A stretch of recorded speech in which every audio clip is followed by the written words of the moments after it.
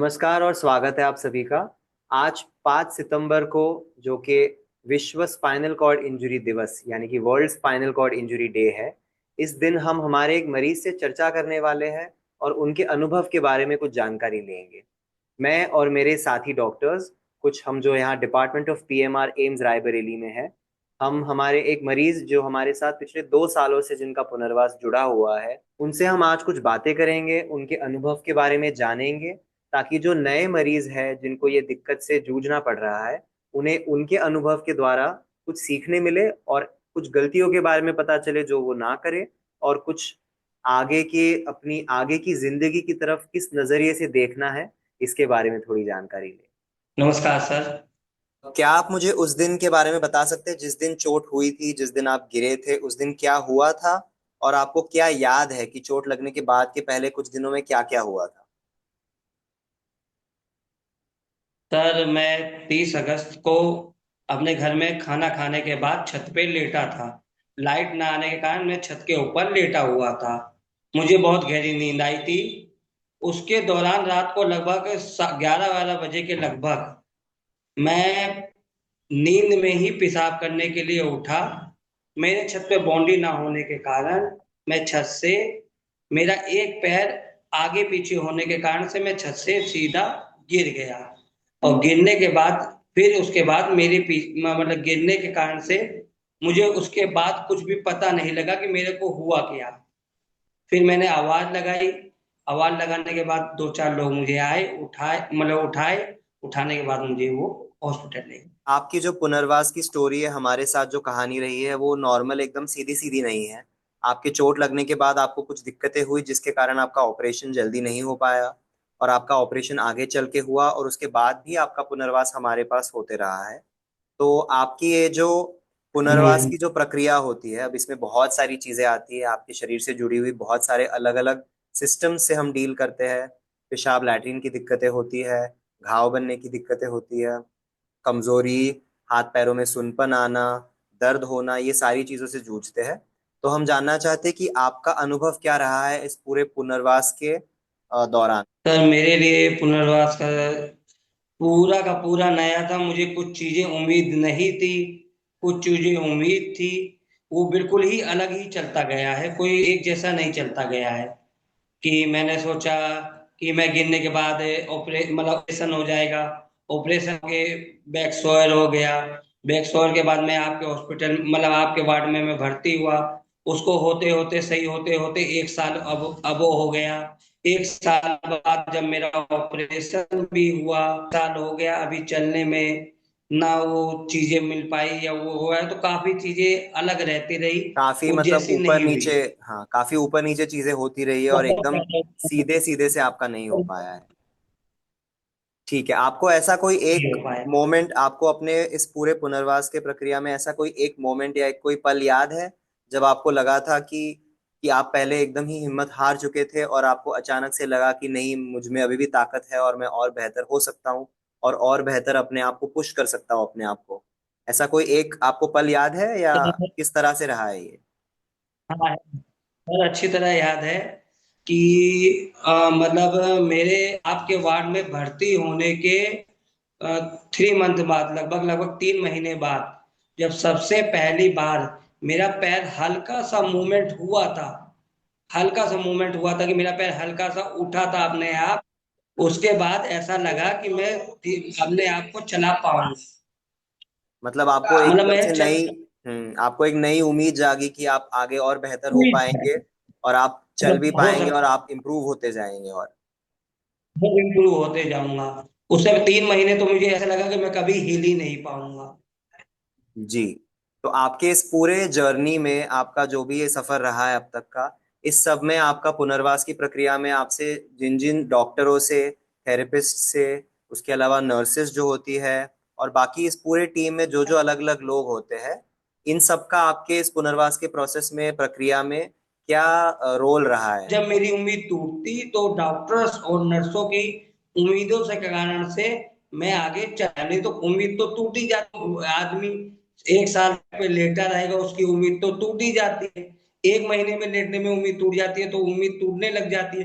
लेकिन आप सबकी मदद से धीमे धीमे उम्मीद बढ़ते बढ़ते बढ़ते बढ़ते उम्मीद बढ़ती गई, जिसके कारण से मैं थोड़ा बहुत आज मैं इतना प्रोग्रेस कर पाया हूँ। जब आपको चोट लगी थी, क्या आपको पता था कि बेड सोर्स क्या होते हैं और ये कैसे बन जाता है?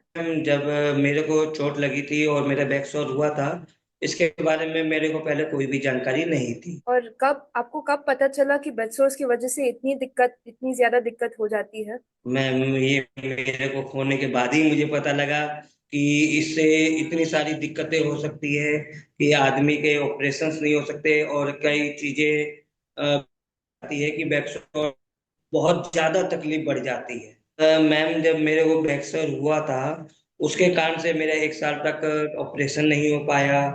इसके दौरान मुझे कई बार बुखार आना, शरीर में दर्द होना, काफी तरह की बीमारियां उस बैक सौर की वजह से मेरे को बढ़ती गई, जिससे मुझे काफी तकलीफें बढ़ती गई। इसका जब ट्रीटमेंट चालू हुआ तो उसमें कई चीजें जो मैं भी नहीं देखी थी, वैसे वैसे ट्रीटमेंट से कारण से ये बैक्टीरिया जब तक भरा नहीं वो ट्रीटमेंट किए गए। तो आपके घावों की इलाज कैसे हुई थी यहाँ पर?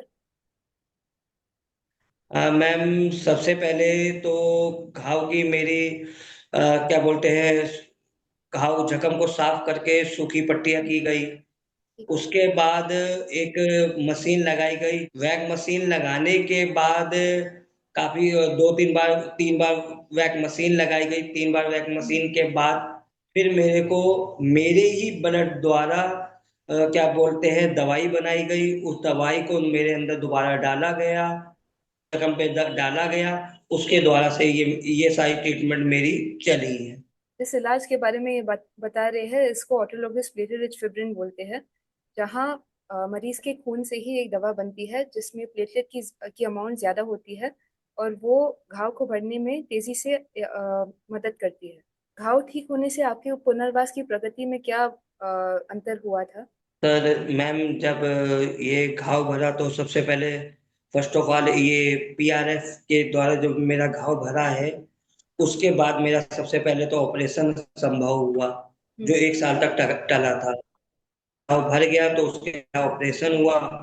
उसके बाद से मेरे अंदर धीमे धीमे बदलाव आने शुरू हुए, जिससे मैं काफी चलना बैठना लैट्रिन बाथरूम काफी आराम आना शुरू हुआ है। आप किसी दूसरे स्पाइनल कॉर्ड इंजरी वाले पेशेंट को क्या सलाह दोगे कि जिससे घाव ऐसे घाव ना बने? सबसे पहले कि पेशेंट्स को अगर जैसे ही जो बैक मतलब ये स्पाइनल कोर्ड के पेशेंट्स हैं, उनको कहीं भी हल्का फुल्का लाल या कोई चीज जख्म जैसा दिखे तो सबसे पहले डॉक्टर्स को दिखाएं कि इसकी शुरुआत में ही इलाज हो जाए। अगर ये गहरा हो जाता है तो इसके ट्रीटमेंट में बहुत टाइम लगता है। और उस आप टाइम से बचने और दिक्कतों से बचने के लिए वो जल्द से जल्द पहले डॉक्टर को दिखाएं और उसी के हिसाब से अपना इलाज कराएं। और आप अपनी तरफ से कैसे प्रिवेंट करोगे, मतलब करवट लेना, और फिर घाव को कैसे चेक करेंगे? मैम, किसी भी पेशेंट्स को एक तरफ नहीं लेटना है, चाहे वो किसी भी तरफ करवट करे। उसको हर एक आधा आधे 1 घंटे बाद हर करवट करवट बदलती रहना चाहिए। उसको कोशिश करना चाहिए कि वो 1 घंटे से ज्यादा एक तरफ ना लेटे। हम्म। एक तरफ लेटने से ये बीमारी बड़ी आसानी से आ जाती है। चलिए हम अगले पड़ाव पे ये श्रृंखला चलते हैं, अपने जो प्रश्नों का श्रृंखला है। तो इसमें ये है कि आपके जो ये भी आप स्पाइनल कॉर्ड इंजरी हुई है, इसमें आपको सबसे इतने 2 साल की प्रक्रिया में सबसे ज्यादा बुरा समय क्या रहा था? आपको सबसे ज्यादा लो लगा होगा, ये सबसे मुश्किल समय क्या रहा था? और आपको कैसे हिम्मत मिली इन सब बुरे समय से बाहर निकलने की? इसके बारे में आपको बताना है। नमस्कार सर। मेरा सर 2 साल में सबसे बुरा एक्सपीरियंस रहा था जब मैं बिस्तरे में लेट पड़ती थी। वो मेरे को सबसे ज्यादा अजीब और भद्दा लगता था। लेकिन धीमे धीमे धीमे धीमे मेरे को उसमें कहते हैं जब पता लगना शुरू हुआ, पता लगने के बाद में अपने आप प्रेशर से मेरा उतरने लगा तो मुझे काफी राहत मिलनी शुरू हुई है। आपको ये 2 साल जो इंजरी हुई, जो आपको चोट लगी, इसमें आपको कभी ऐसा कभी ऐसा दौर वक्त आया जैसे लगा कि अब बस हिम्मत छोड़ दी है मैंने कि अब मुझसे तो होगा नहीं, या ना ठीक हो पा रहा हूँ, फिर भी लेकिन कुछ समय तो ऐसा आया होगा कि फिर एक अंदर से हिम्मत आई होगी कि नहीं मुझे आगे बढ़ना है, फिर से करना है। ऐसा कभी हुआ ऐसे? सर कई बार ऐसे मतलब शुरुआत के वक्त में ऐसा ही लगा था कि हिम्मत छूट गई थी। एक बार तो ऐसी हिम्मत हो गई थी कि जिंदगी में मैं कभी आगे बढ़ नहीं पाऊंगा। लेकिन इस पुणे ये पीएमआर में जब मैं आया रहा, कुछ दिन बाद डॉक्टर्स ने मेरी हिम्मत बढ़ाई कि नहीं, आप जो सोच रहे हैं कि नहीं बढ़ पाएंगे, उनकी हिम्मत बढ़ाने की वजह से थोड़ा थोड़ा फिर मेरे अंदर हौसला आया। लेकिन डॉक्टर्स की सलाह से, उनके बताने के तरीके से पीएमआर में काफी वो हुआ कि अपने आप उठने का मन कहा, और उन्होंने उनकी कोशिश कामयाब हुई, पाया और फिर काफी सुधार आया। तो ये जो आपको जैसे गिरने से पहले या चोट लगने से पहले का जो था आपकी जिंदगी में बदलाव, और चोट लगने के बाद कुछ ऐसा लगा हो कि हाँ मेरी पहचान अब बदल गई है, पहले कुछ और था अब कुछ और था? सर चोट लगने से पहले की अलग पहचान थी, अलग लाइफ स्टाइल था, अलग जिंदगी थी। और चोट लगने के बाद की अलग लाइफ स्टाइल हो जाती है, अलग जिंदगी हो जाती है। तो ये मैंने कई चीजें सोची नहीं थी कि मैं ये काम भी कर सकता था। वो काम मैं अब कर लेता हूँ। जैसे पहले लाइफ में स्टाइल था कि मैं कोई भी चीज हाथ से मतलब टांगों का यूज करके ही, हाथों पे मतलब सिंगल हाथ से ही नहीं कर पाता था कि टांगों के बिना मैं ये काम नहीं कर पाऊंगा। लेकिन अब टांग ना भी काम करने पे मेरे हाथों से मैं वो काम कर पाता हूँ जो पहले नहीं कर पाता था। काफी हाथों में मजबूती ज्यादा आ गई है। तो आपको ये जो इन बुरे समय, जैसे ये 2 साल का समय है, इसमें बुरा समय तो आया ही होगा, तो लेकिन इस बुरे समय में आपको क्या एक ऐसी चीज थी जो आपको एकदम अंदर से सुदृढ़ बना के रखती थी कि हाँ मुझे आगे बढ़ना है, मुझे करना है? कोई ऐसा पहलू आता होगा समय कि जो आपको हमेशा पुश करता होगा, जो आपको हमेशा आगे बढ़ने के लिए प्रेरित करता होगा? ऐसा कौन सा समय आया? सर ऐसे तो कई समय आए। कुछ हिम्मत टूटने के बाद डॉक्टर्स ने आत्मविश्वास बढ़ाने की कोशिश करी कि आप परेशान ना होइए, आप अपने आप को तोड़िए मत। धीमे धीमे पीएमआर में मुझे डॉक्टर्स ने मदद करी कि आप हिम्मत ना हारिए। हिम्मत ही हार जाएंगे तो फिर आप आगे कभी नहीं बढ़ पाएंगे। उनकी हिम्मत देना, उनके समझाने के तरीकों से पीएमआर में फिर मैं थोड़ा सा बढ़ पाया। ऊपर से बच्चों का भविष्य, उसी सबसे पहला सवाल यही होता था कि आप आगे अपने बच्चों का भविष्य कैसे बना पाएंगे। तो उस सवाल का जवाब डॉक्टर्स ने कुछ मेरे को समझाया कि नहीं, अंदर से अगर उन्होंने कहा कि विश्वास बना के रखेंगे तो आप बना पाएंगे। और वही हुआ कि अगर मैंने अंदर से उनके सबके सोच के कारण से मैंने अपने आप में विश्वास बनाया तो मैं आगे बढ़ पाया, नहीं तो मेरा बढ़ना बहुत मुश्किल होता। इसमें मैं डॉक्टर्स और अपनी फैमिली का बहुत बड़ा सहयोग रहा है कि उन्होंने धीमे धीमे मेरे एक साथ बिस्तर पे लेटने के दौरान भी उन्होंने हिम्मत मेरी बढ़ाते रहे। नहीं तो अगर पेशेंट कोई एक साल लेटा रहता है तो उसका अंदर से आत्मविश्वास खो जाता है। तो उसके लिए, उसका आत्मविश्वास बढ़ाने के लिए फैमिली और डॉक्टर्स की अगर दोनों की मिले तो वो आगे बढ़ सकता है। और वही मेरे साथ हुआ कि मुझे पीएमआर में डॉक्टर्स ने मदद दी, और उधर मेरी फैमिली, मेरी वाइफ ने, बच्चों ने काफी मेरे को मदद दी, जिससे मैं आगे बढ़ पाया। अगर आपको नए जो रोगी होंगे, जो इस तरह की समस्या के, जो रीढ़ की हड्डी की चोट से ग्रसित आपको लोग मिलेंगे, तो आप उनको एक क्या ऐसी एडवाइस देना चाहेंगे कि जो वो आगे मरीजों के लिए कारगर हो? सर मैं उनसे सिर्फ यही बात कहना चाहूंगा कि अपना आत्मविश्वास ना खोएं। आत्मविश्वास बढ़ावे से ही आप ठीक हो सकते हैं। इसके अलावा इसका डॉक्टर्स की सलाह और आत्मविश्वास में ही आपकी जीत है। नहीं तो इसमें इसमें कोई भी जीत नहीं हो सकती। आपको कब पहले एहसास हुआ कि चोट के बाद पेशाब और लैट्रिन की जो दिक्कत है आपके जीवन में इतना महत्वपूर्ण हिस्सा बन जाएगी? मैं वो गिरने के तुरंत ही बात ही, जब मेरे को बैक स्योर हुआ उसी वक्त ही, मतलब गिरने के बाद से ही मेरे को लैट्रिन और बाथरूम की सबसे बड़ी समस्या दिखी। जो खड़े होने से भी ज्यादा मुझे समस्या ये लैट्रिन और बाथरूम की दिखी कि मेरे को गिरते ही मेरे पाइप लग जाना, पाइप लगने के बाद लैट्रिन का पता ना लगना, ये बहुत बड़ी समस्या होना शुरू हो गई। तो फोलीज कैथेटर निकलने के बाद आपने सीआईसी करना सीखा था। सीआईसी मतलब क्लीन इंटरमिटेड कैथेटराइजेशन, वो पेशाब करने का तरीका सीखा था। तो वो क्या होता है और सब मरीजों के लिए आप बताइए। मैम, उससे नुकसान तो कुछ नहीं दिखा, लेकिन उससे फायदे बहुत होते हैं। जैसे हमारे में जब पाइप लगी रहती है तो क्या बोलते हैं, हमारे को हर 15 दिन में क्या बोलते हैं, डॉक्टर्स के पास जाके उसको चेंज करवाना पड़ता है। लेकिन सीआईसी के द्वारा हमारे को उसको फिर चेंज करवाने का कोई झंझट नहीं होता। हमें एक बार सीआईसी जब आ जाती है तो हम खुद से ही पेशाब अपने सीआईसी के द्वारा हम अपने आप से पेशाब कर सकते हैं। उसके उससे हमारे को काफी प्रॉफिट मतलब काफी चीजें फायदेमंद रहती है कि जिससे कोई हमारे को दिक्कत नहीं होती है।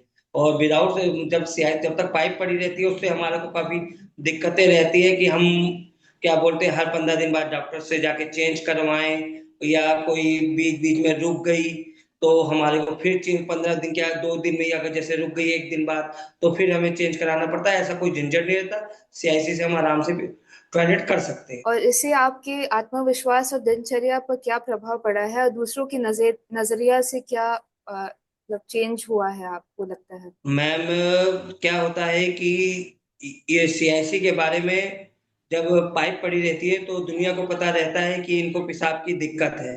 लेकिन जब सीआईसी का हमारे को पर हो जब आ जाती है तो सीआईसी से बाहरी नजरिए के लोगों को नहीं पता लगता कि उनको पेशाब की दिक्कत है। इससे काफी हमारे लिए आत्मविश्वास बढ़ता है कि लोगों को हमारे प्रति घृणा जैसी वो नहीं लगती है। इससे हमारे को काफी आत्मविश्वास होता है। अब मुझे बताइए कि ठीक है सर। चोट लगने के बाद आपके रिश्ते किस तरह से बदले हैं अपनी पत्नी के साथ, अपने बच्चों के साथ, अपने रिश्तेदारों के साथ और दोस्तों के साथ। सर, इसमें तो जमीन आसमान का सर आ गया पहले और अब में। पहले जो रिश्तेदार, मैं पहले एक रिश्तेदार नातेदारों से शुरू करता हूँ। रिश्तेदार नातेदार पहले दूसरी निगाहों से देखते थे, अब दूसरी निगाहों से देखते हैं। हम्म। और परिवार के भी लोग पहले दूसरी निगाहों से देखते थे, अब दूसरी निगाहों से देखते। पहले लोग देखते थे कि ये आदमी आपकी मतलब सामने वाले को हर काम करके दे सकता है। अब उनको लगता है कि मेरी मदद बिना ये आदमी अब कुछ नहीं कर सकता। नातेदार रिश्तेदार तो बिल्कुल साथ छोड़ देते हैं, और जो घर वाले हैं वो उनके सहारे हम हो जाते हैं। हम जी। वो हमारे सहारे नहीं रह जाते, हम उनके सहारे हो जाते हैं। तो आपके इसमें आपकी पत्नी और बच्चों का कितना साथ रहा है, और उनके साथ आपका रिश्ता किस तरह से बदला है? कुछ ना कुछ बदलाव आता ही है, क्योंकि आपका जैसे पहले रिश्ता नहीं तो रहा होगा, सब अपने अपने कामों में बिजी रहते होंगे एक तरह से मानिए, और अभी उन सबकी जिंदगी भी आपके वजह से, आपके इस दिक्कत की वजह से उन सबकी जिंदगियों में भी बदलाव आए होंगे। तो क्या इससे बहुत आपके ज्यादा रिश्ते, है। हाँ, क्या इससे आपके रिश्तों में कुछ अंतर आया है या ये और बेहतर हुए हैं? सर, पहले से ज्यादा अंतर आया है। पहले रिश्ते दूसरे थे सबके, और अब सबको मेरे से काफी लगाव बढ़ता गया है, क्योंकि इसके बाद उनको मेरे साथ रहने का ज्यादा टाइम मिलने लगा। क्या आपको ऐसा कुछ रहा है कि किसी से बिल्कुल उम्मीद नहीं थी, लेकिन उन्होंने आपके इन 2 सालों में आपकी बहुत मदद करी है, आपकी और आपके परिवार की? ऐसे कोई इंसान है? हाँ सर, मेरा लड़का है जिसको मुझे उम्मीद नहीं थी। आज 14 साल में भी मुझे वो हर जगह ले जाना लाना, लैट्रिन बाथरूम सब चीज वो मेरी मदद करता है। चलो, वाइफ से तो सभी उम्मीद करते हैं कि बीवी तो चलो साथ देगी ही देगी, लेकिन मेरे को अपने बेटे से जो उम्मीद नहीं थी इतनी छोटी सी उम्र में, उसने सारी हेल्प मेरे को की। इसलिए बहुत ज्यादा वो रहा है। बाकी बाहर वालों ने किसी ने कोई वो नहीं रहा। ये तो आपकी ही अपब्रिंगिंग, मतलब आपने जो उन्हें बड़ा किया है और संस्कार दिए उसी के ऊपर रिफ्लेक्ट करता है, तो ये बहुत अच्छी बात है। कुछ उम्र से पहले बच्चों को बड़ा कर ले जाते हैं, ये किसी किसी का होता है सर। ऐसे नहीं होता है कि हम भी थे सर लाइफ में, हमने भी नहीं 14 साल की उम्र में कुछ जाना, लेकिन उन्होंने सारी जिम्मेदारी अपने ऊपर ओढ़ के संभालना ले जाना किया, तो कुछ अंतर आ गया है सर। आपका अपने दोस्तों के साथ मिलना जुलना और उनके साथ जो आपकी अलग एक जिंदगी, मतलब परिवार से अलग एक दोस्तों के साथ जो जिंदगी होती है, उसमें क्या बदलाव आए हैं? सर, वो दोस्तों के साथ और अब में बहुत अंतर आ गया है। दोस्तें पहले सब साथ रहते थे, घूमना फिरना, जो हम बातें कर पाते थे वो लाइफ में बातें अब नहीं हो पाती है। क्योंकि दोस्त कुछ तो नेगेटिव देखने लग जाते हैं, और कुछ जो पॉजिटिव देखते हैं, दोस्त पॉजिटिव देखते हैं, वो तरस की निगाहों से देखते हैं। तो कुछ अलग सा फीलिंग आने के कारण से मैं अपनी फीलिंग बता रहा हूँ कि बात नहीं हो पाती, वो दोस्तों से भी वो थोड़ा सा हटाव हो जाता है सर। आप अगर एक मैसेज देना चाहे पूरे समाज को कि जो स्पाइनल कॉर्ड इंजरी से पीड़ित जो लोग होते हैं, जो मरीज होते हैं, इन लोगों से जब मिला मिला जुला जाता है, जब मिलते हैं ऐसे मरीजों से, तो कोई ऐसी चीजें जो लोगों को ध्यान में रखनी चाहिए। मतलब कि जैसे मान लीजिए हम आपको पहली बार मिल रहे हैं और हमें आपकी इस दिक्कत के बारे में, वैसे तो लोगों में जानकारी हम्म। फैलनी चाहिए इस चीज के बारे में, लेकिन सबको नहीं पता होता है ये कि ऐसी कोई चोट हो तो फिर इंसान क्या क्या चीजों से जूझता है और कैसे अपने जीवन में आगे बढ़ता है। तो क्या आप लोगों को कोई मैसेज देना चाहेंगे कि वो स्पाइनल कॉर्ड इंजरी के मरीजों के साथ जब मिले, जब बात करे, तो वो क्या चीजें अपने मन में कुछ सोचे? मतलब आप कुछ बताना चाहेंगे इस बारे में? मैं उनसे यही कहना चाहूंगा कि अगर आपको जानकारी ये पेशेंट चल नहीं पाता या हाथ नहीं हिला पाता, तो उस पेशेंट को उस चीज को ना दिखाएं कि वो ये चीज नहीं कर पाता। उससे कोशिश करें कि आप उसको एग्रेसिव करें कि वो ये चीज करने की कोशिश करे, उसको मतलब एहसास दिलाएं कि आप यार बच्चे परेशान ना हो, आप कुछ दिन बाद चलने लग जाएंगे, आप ये चीजें करने लग जाएंगे। उनके मतलब उनके मन में विश्वास बढ़ाने की बातें करें, नहीं पुरानी बातें उसको याद ना दिला के उसको एग्रेसिव करे कि वो किसी तरह आगे बढ़ते जाए लाइफ में, पीछे मतलब ना उनको हटे। आगे बेहतर होने के लिए प्रोत्साहित करे, और जो कमियां हैं उनको बार बार ना, जो कमियां हैं उनके बारे में बात ना करे, बल्कि जो और किया जा सकता है उसके बारे में बात करे। हाँ, कमी ना बता के उसको सिर्फ ये बताए कि वो आगे कैसे बढ़ सकता है। कमी है तो उसको खुद को ही पता है कि मेरे अंदर कमी, अगर उसी के बारे में सोचेगा तो वो उसी कमी को दूर करने के चक्कर में पड़ जाएगा, आगे नहीं बढ़ेगा। उसको सिर्फ आगे का बताएंगे तो वो अपने आप को आगे बढ़ाने की कोशिश करेगा, कमी के बारे में सोचना बंद कर देगा, वो अपने आप कमी खत्म होने लग जाएगी। ठीक, एकदम सही कहा आपने। ठीक है, अब अगले कुछ सवालों की तरफ बढ़ते हैं। तो चोट ठीक लगने है के पहले आप क्या काम करते थे? आपका पेशा क्या था? इसके बारे में कुछ बताइए हमें। सर, मैं चोट लगने से पहले फील्ड में कॉस्मेटिक और हेयर ऑयल की सप्लाई का काम करता था। मैं फील्ड वर्क करता था कि शॉपकीपर दुकानदारों को माल सप्लाई किया करता था। ओके, तो इसमें आपका काफी चलना फिरना, गाड़ी से ट्रैवल करना, ये सब काफी और होता होगा। मेरा मेरा दिन भर ही ड्राइविंग पे ही रहना काम था, मतलब मैं मोटरसाइकिल लगभग लगभग 70-80 किलोमीटर डेली मुझे चलाना रहता था, फील्ड का ही काम ज्यादा था। हम्म, ओके। और अभी जैसे अब आपकी चोट होने के बाद आपका पूरा पुनर्वास की प्रक्रिया, देखिए पुनर्वास की प्रक्रिया तो जिंदगी भर चलती है, ठीक है? तो चलेगी। अभी आप, यस। जिंदगी भर चलती है, तो आपकी क्या स्टोरी रही है, आपकी क्या कहानी रही है कि आप किस तरह से काम में वापस गए हैं? आपने क्या सोचा कि अब मैं कौन सा काम कर सकता हूँ, कैसे कर सकता हूँ, और आप कैसे पहुंचे हैं? आप अभी क्या करते हैं वो बताइए हमें, और आप यहाँ तक कैसे पहुंचे हैं, किन कठिनाइयों से जूझ के पहुंचे हैं, ये अभी हमें थोड़ा विस्तार में बताइएगा। सर, तो मैं फील्ड का काम करता था, लेकिन उसके बाद जब मैं गिरा, गिरना पूरी ही जिंदगी, तो एक वक्त तो लगा कि मैं कुछ कर ही नहीं पाऊंगा, कि मैं ना के बराबर हूँ। फिर धीमे धीमे धीमे धीमे धीमे मेरी उम्मीद जगी, उम्मीद जगने के बाद धीमे धीमे जब मैं बैठना शुरू हुआ, तो मैंने सोचा कि अब जिंदगी भर बैठ के ही मैं कोई भी काम कर सकता हूँ, चलने फिरने वाला काम तो मेरे को भूलना पड़ेगा। जो मैं फील्ड का वर्क था वो सब मुझे अब हटाना पड़ेगा। तो फिर मैंने बैठ के एक शॉपकीपर मैंने खोला, दुकान खोली। दुकान पे मैं पहले बैठना शुरू किया कि मैं बैठ के किसी एक लेबर को रख के धीमे धीमे काम चलवाना शुरू किया, कि काम चले, लेबर काम करे, मैं सिर्फ पैसे काट पाऊं। उसमें क्या बोलते हैं, फिर उस दुकान पे बैठ के जिंदगी और बच्चों का जीवन चलाने के लिए और पेट के लिए कुछ ना कुछ करना जरूरी है, क्योंकि लाइफ ऐसे नहीं चल सकती कि अगर आदमी ये सोच ले कि अब मैं गिर गया, मेरे को जिंदगी भर वो रहेगा, तो नहीं हो पाता है। तो धीमे धीमे सोच के उसको कठिनाइयों को करके पहले बैठना शुरू किया। बैठने के बाद अब किसी चीज के सहारे से धीमे धीमे मैं अब सामान निकाल के देने भी लग गया। तो अब मैं शॉपकीपिंग का ही काम कर पाता हूँ। उसके अलावा मतलब ये अपना स्टॉल जो लगाता हूँ मोमोज फिंगर का, उसको चला पाता हूँ। उसको अब धीमे धीमे चला रहा हूँ। ओके, बढ़िया। और मतलब काफी बदलाव आया है आपके पहले के काम में और अभी के काम में। आपके शरीर के, जिस तरह आपका शरीर अभी कम काम कर रहा है, जैसे अलग तरीके से काम करता है आपका शरीर अभी, तो उसकी वजह से आपके काम में काफी बदलाव आया, मतलब पूरी तरह ही परिवर्तन आया। पहले कुछ और करते थे, अभी कुछ और करते हैं। जमीन और आसमान का अंतर। आपको लगता है कि बाकी लोगों ने आपको अभी की आपकी स्थिति के कारण आपको थोड़ा कम सोचा है, कि नॉर्मल लोगों से कम आपसे उम्मीद रखी है, या ऐसे किसी ने सोचा है कि नहीं इनसे नहीं हो पाएगा, ये इनके लिए बहुत मुश्किल है? ऐसा कभी हुआ है? और ऐसा अगर हुआ है, किसी ने बोला है, तो आपको कैसे लगा है ये सुन के?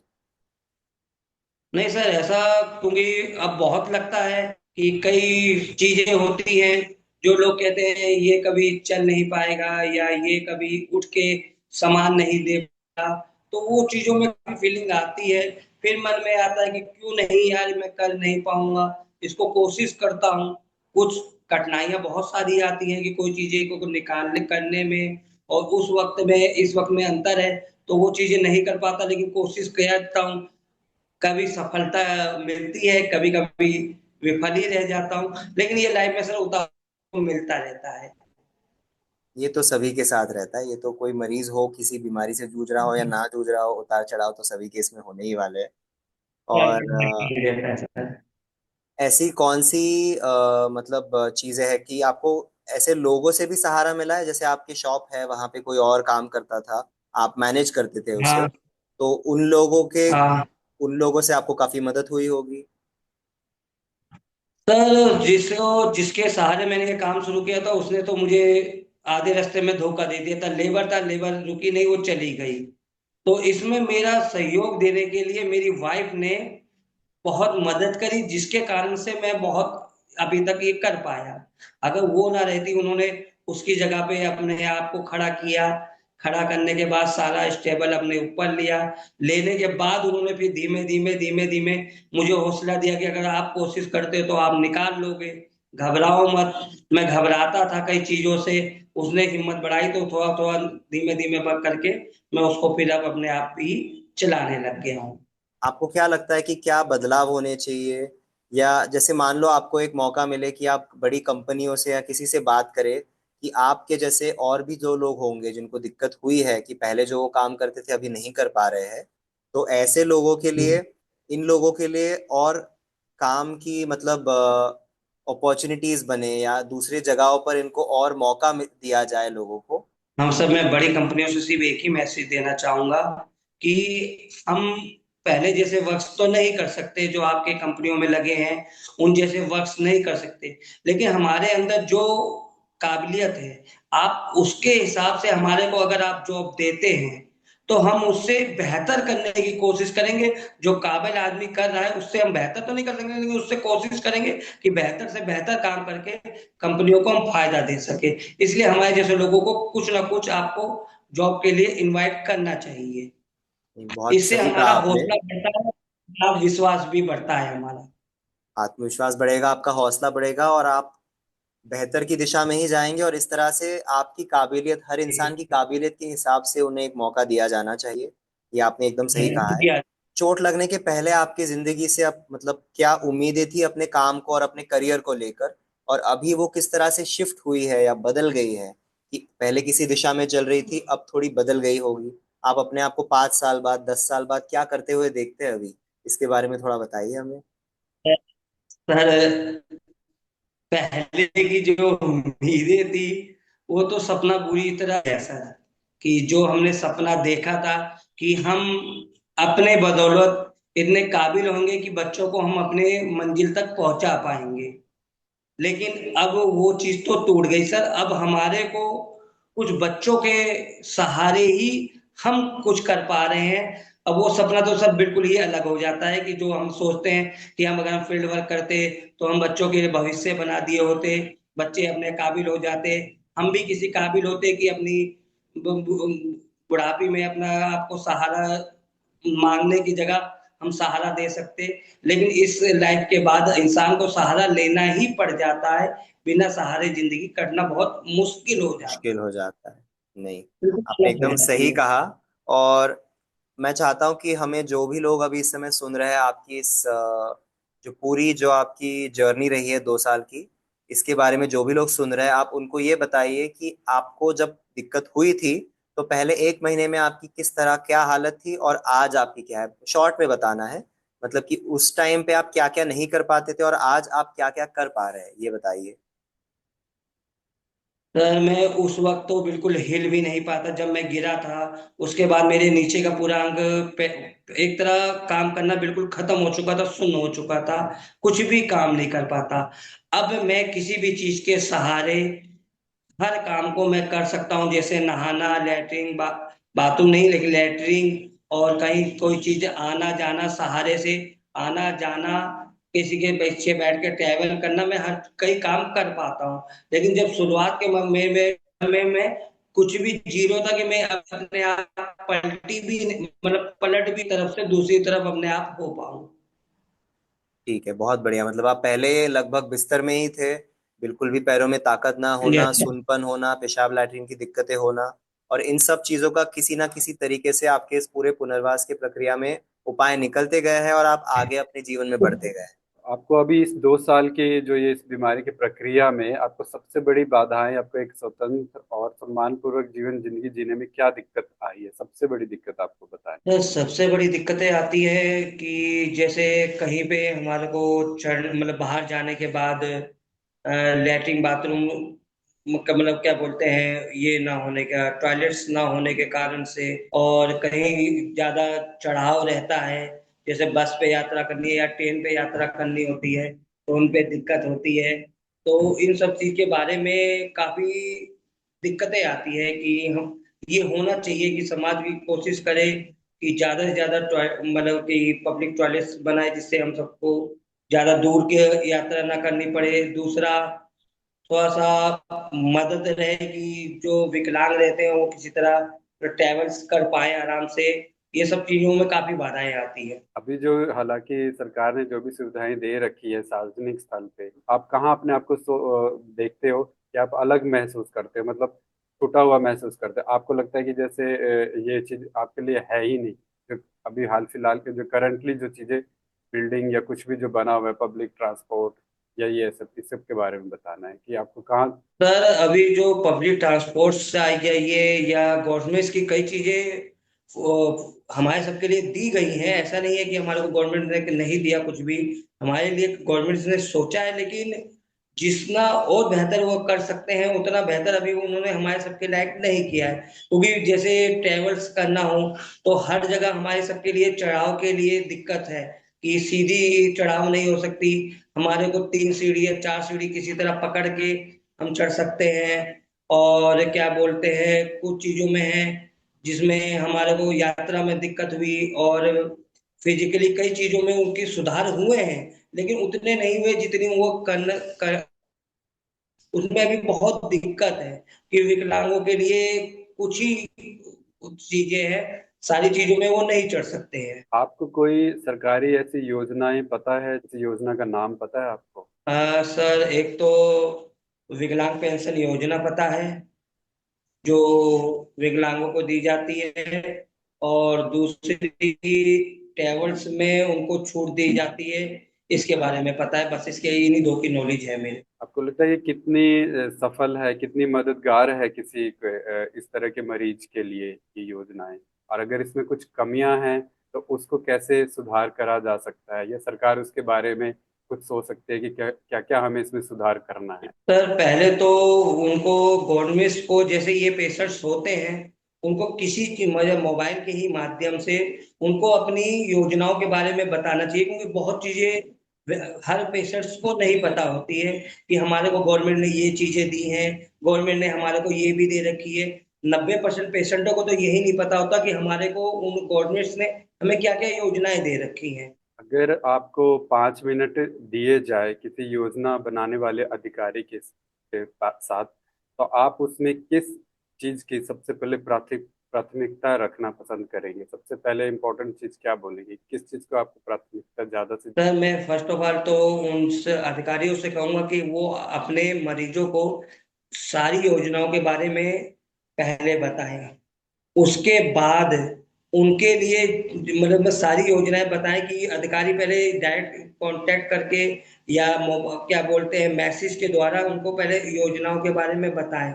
योजना के अलावा उनके लिए जितनी बेहतरीन चीजें हो सकती है जैसे रोजगार हुआ, यात्रा में आसान सुविधाएं हुई, मेडिकल सुविधा हुई, वो ज्यादा से ज्यादा करवाने की कोशिश करें। तो लोगों में क्या बदलाव ऐसा हो इस तरह के मरीज के को देखने के नजरिए में, और ये वो जो समाज है वो क्या कर सकता है अपने नजरिए में क्या बदलाव कर सकता है, उसको एक अन्य बीमारी की तरह देखे या कुछ उसके लिए अलग करे, ऐसा क्या समाज सोच सकता है? पर ये बीमारी सब चीजों से हटके होती है। इस बीमारी मतलब जैसे किसी का हाथ पैर टूटना या किसी को छाती में मतलब को अलग बीमारियां, और इस बीमारी में जमीन आसमान का अंतर होता है।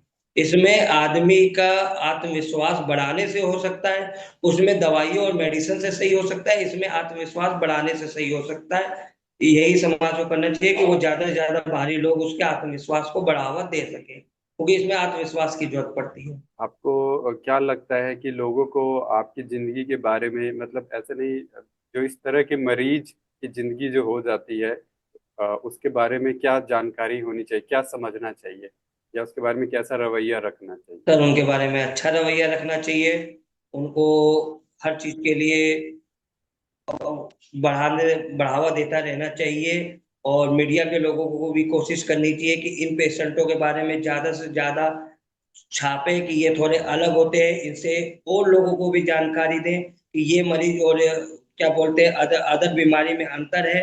मीडिया अगर छापेगी तो लोगों को पता लगेगा, लोगों को पता लगेगा तो उन पेशेंटों को सामने वाले का नजरिया बदलता हुआ देख पाएंगे, क्योंकि उन्हें अभी कई कई लोगों को अभी नहीं पता कि ये बीमारी स्पाइनल कॉर्ड बीमारी और ये अदर बीमारी अलग है। उनको एक जैसी ही बीमारी लगती है। सबसे पहला क्वेश्चन उनका रहता है कि इतने साल हो गए आप सही क्यों नहीं हुए। तो मीडिया जब बताएगी कि इसमें काफी टाइम लगता है, इसमें मरीज को काफी चीजें होती है, तभी वो मरीज को अदर पर्सन को पता लगेगा कि इस मरीज के साथ ये सवाल नहीं करना चाहिए। आपके लिए एक सवाल है कि आज अगर मान लीजिए किसी को ये चोट होती है, कि अभी इस समय हाँ कोई सर। नया ऐसा इंसान है जिसको रीढ़ की हड्डी की चोट होती है, उसके कारण उनके स्पाइनल कॉर्ड में चोट होती है जिसके कारण इनके पैरों में या हाथ में कमजोरी आए, उन लोगों के लिए आप इस समय क्या एक मैसेज देना चाहते हैं? सर मैंने ये सीखा है कि इसमें आत्मविश्वास नहीं टूटना चाहिए। इसमें समय बहुत लगता है, लेकिन आत्मविश्वास अगर टूट गया तो इसमें प्रोग्रेस नहीं हो सकती। अगर आत्मविश्वास बनाए, धीमे धीमे धीमे धीमे आप एक न एक दिन सफल जरूर होंगे। बहुत बढ़िया। ये आई थिंक ये नए मरीजों के लिए जानना बहुत जरूरी है कि जब तक मरीज खुद नहीं चाहता है तब तक उनका प्रोग्रेस रुका कुछ भी रहेगा। नहीं। ये आपसे बात करके, आपसे इन सारी चीजों के बारे में बातचीत और चर्चा करके हमें काफी अच्छा लग रहा है, और हमें लगता है कि ये सब सुन के बाकी मरीजों को जरूर एक प्रोत्साहन महसूस होगा, और उनको अपने आगे के जीवन के लिए आपकी सीखी हुई और आपके अनुभव की जो चीजें हैं, इन सब से जरूर कुछ फायदा होगा। तो हम उम्मीद करते हैं कि आपका जो पुनर्वास है वो इसी तरह आगे चलता रहे, बढ़िया से आप इसी तरह एक पॉजिटिव नजरिए से आगे देखते रहे अपनी जिंदगी की तरफ और आगे बढ़ते रहें। धन्यवाद। नमस्कार सर।